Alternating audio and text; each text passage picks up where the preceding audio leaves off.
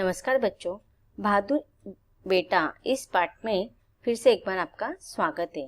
आज हम मंजरी इस पाठ्य पुस्तक से पाठ नंबर 18वां पढ़ने जा रहे हैं, जिसका शीर्षक है बहादुर बेटा। बहादुर बेटा इस पाठ का यह सेशन नंबर 2 है। यह एक एकांकी है और इस एकांकी में अलग अलग पात्र है। माँ और उसके 3 बच्चे हैं। पहला बेटा संदीप है, दूसरा बेटा कुलदीप है, मधुर नाम की बेटी है। और इन पात्रों के माध्यम से हमें इस नाटक में बताया गया है कि बाढ़ आई हुई है और इस प्राकृतिक आपदा में बहुत सारे लोगों की सहायता की जरूरत है।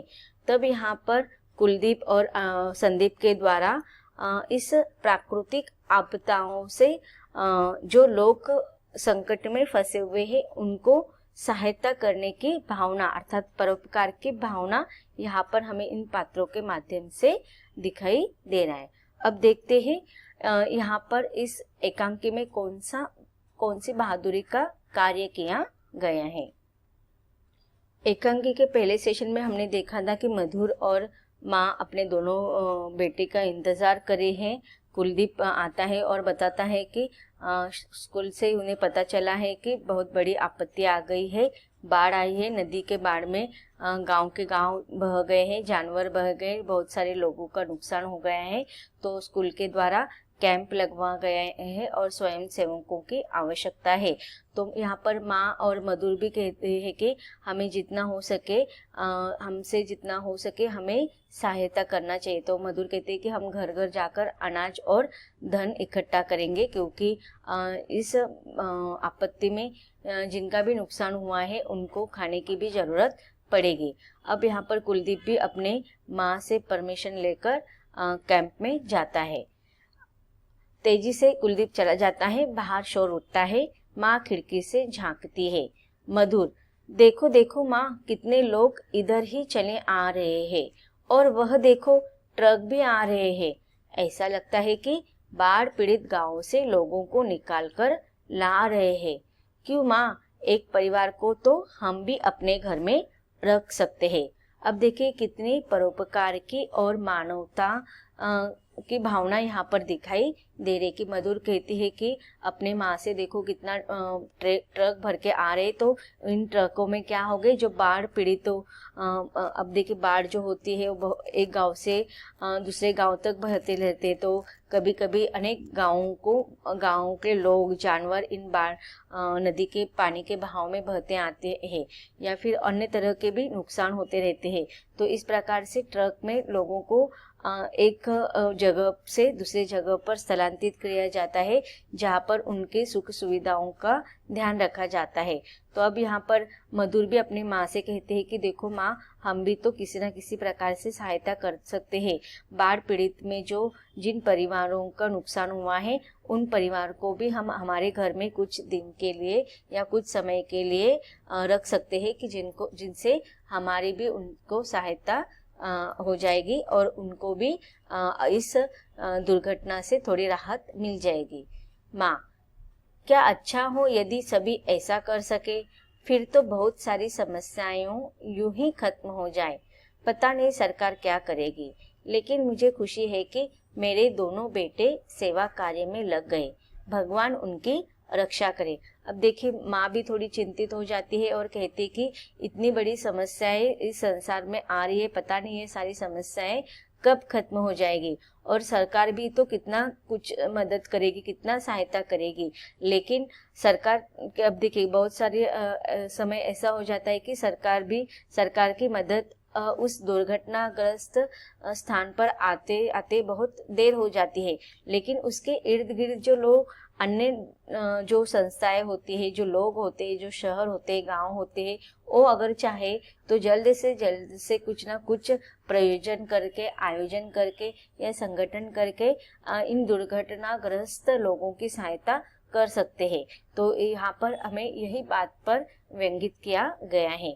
माँ को इस बात से खुशी है कि उसके दोनों बेटे इस प्रकार के सेवा कार्य में लगे हुए हैं। मधुर, जो दूसरों की रक्षा करते हैं भगवान उनकी रक्षा करते हैं। अब देखिए कितनी सुंदर भावना है कि जो हमेशा दूसरों की सेवा करते हैं, दूसरों की रक्षा करते हैं। अब यहाँ माँ भी थोड़ी चिंतित हो जाती है कि मेरे बच्चों की भी रक्षा करना, ईश्वर से वह प्रार्थना करती है।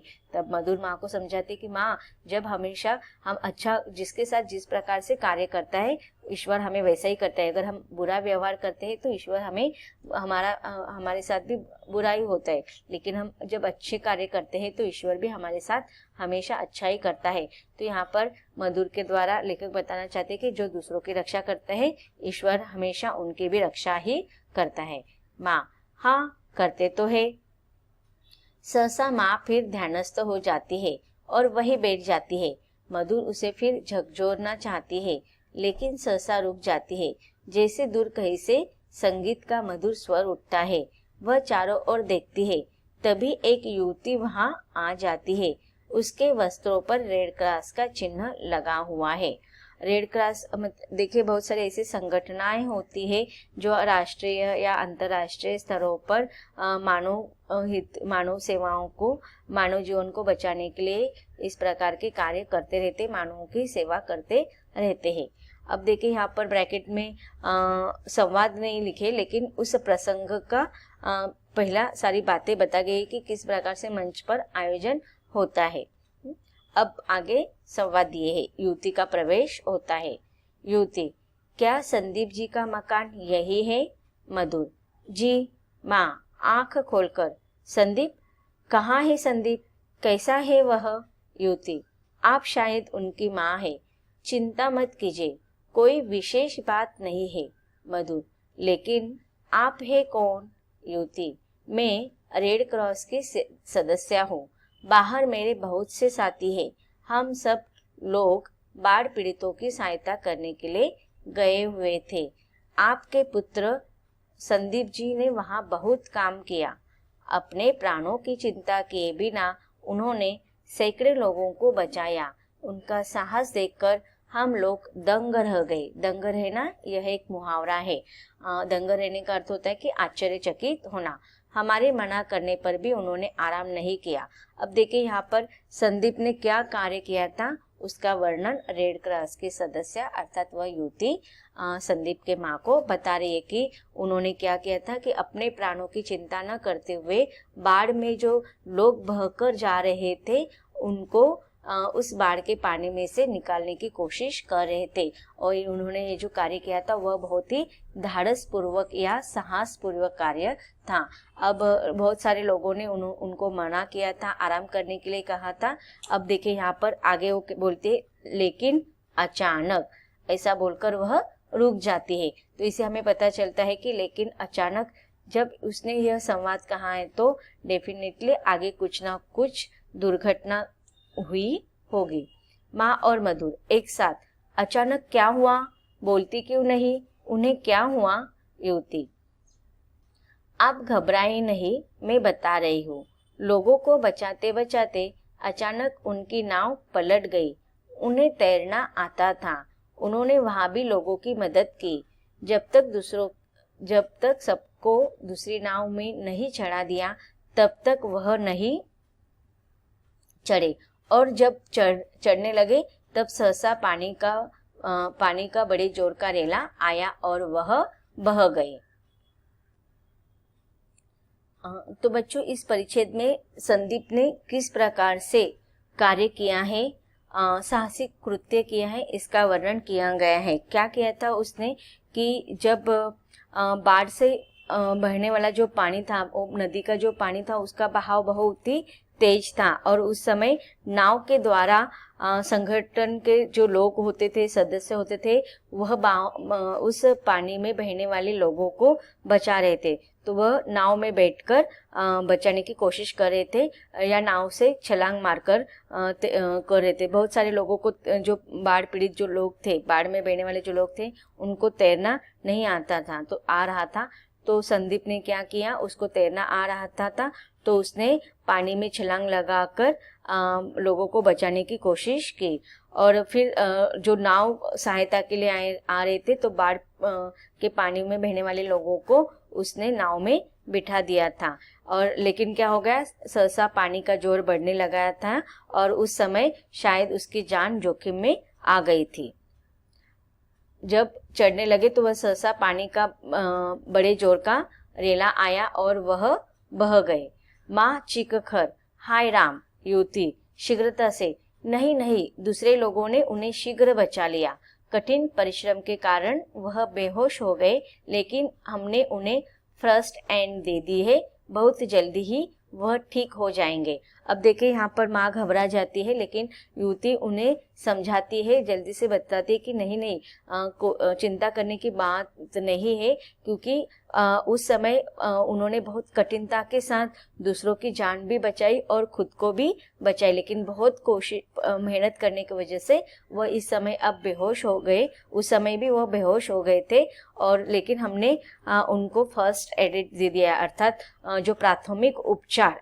आप लोगों को भी पता होगा ना कि स्कूल में खेलते समय या आप लोग एक दूसरे से मारामारी भी करते हैं ना, रिसेस में या स्कूल शुरू होने से पहले या स्कूल खत्म होने के बाद या पीटी की पीरियड में आप लोग क्या करते हैं, एक दूसरे से झगड़ा करते हैं या फिर खेलते समय गिर जाते हैं, फिर आपको चोट लग जाती है। तो स्कूल में आपको टीचर या जो अन्य बड़े लोग होते हैं वो क्या करते हैं, अगर स्कूल में आपका अस्पताल है, स्कूल का कभी कभी अस्पताल भी होता है, या हर स्कूल में या हर घर में या हर जगह पर फर्स्ट एड बॉक्स होता है, उसमें चोट लगने के लिए कुछ चीज़ें रखी जाती है।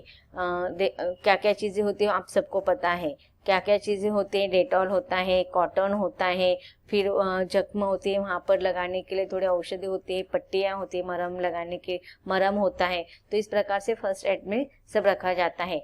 तो यहाँ पर युवती बताती है कि माँ को घबराने की ज़रूरत नहीं है, थकान के कारण वो अभी बेहोश हो गए, लेकिन प्रथम उपचार उन पर किए गए हैं, बहुत ही जल्दी संदीप ठीक हो जाएंगे। मधुर, वह है कहाँ? युवती, बाहर हमारी गाड़ी में, आप मेरे साथ आइए, उन्हें अंदर ले आइए। सब तेजी से चले जाते हैं। मधुर एकदम लौटते हैं और पलंग बिछाती है, फिर बाहर की ओर भागती है। तभी से सब संदीप को लाकर पलंग पर लेटा देते हैं। युवती युवक को देखकर, यह हमारे डॉक्टर है, इन्होंने अच्छी तरह देख लिया है, डर की कोई बात नहीं है, अभी 2 क्षण में ही इन्हें होश आ जाता है।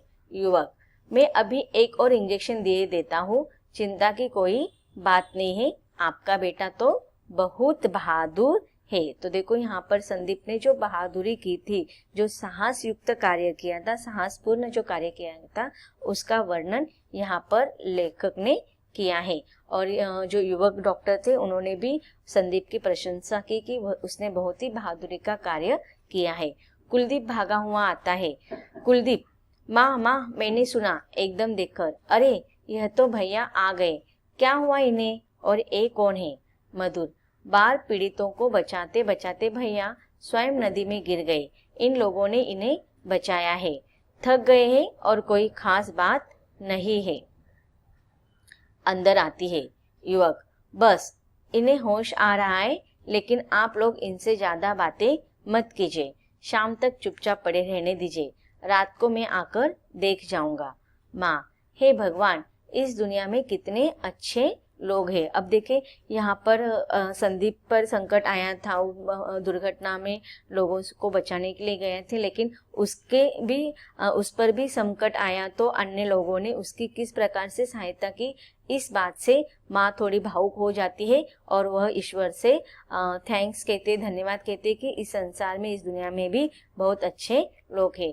संदीप आंखें खोलकर, मैं कहाँ हूँ? युवक, अपने घर में हो, यह तुम्हारी माँ है, बहन है, भाई है और हम हैं तुम्हारे साथी।